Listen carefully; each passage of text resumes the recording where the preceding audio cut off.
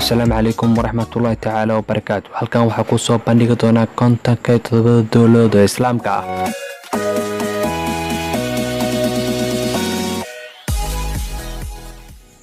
konton iyo todobada dowladood ee Islaamka ayaan halkani ku qeexi doonaa. Saudi Arabia, United Arab, Malaysia, Turkiya, Indonesia,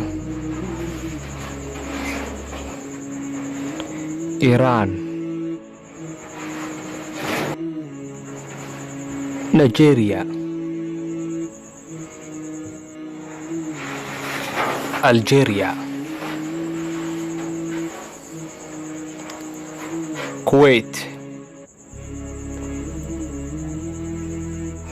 Bangladesh,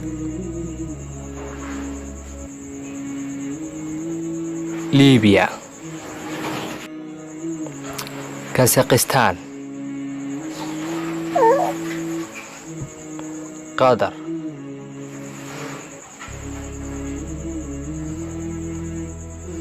Egypt,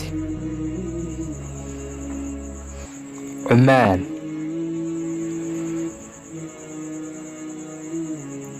Iraq,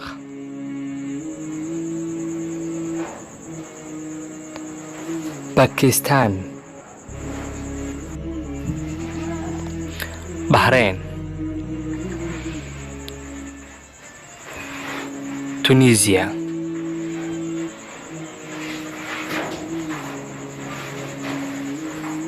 Morocco, Sudan,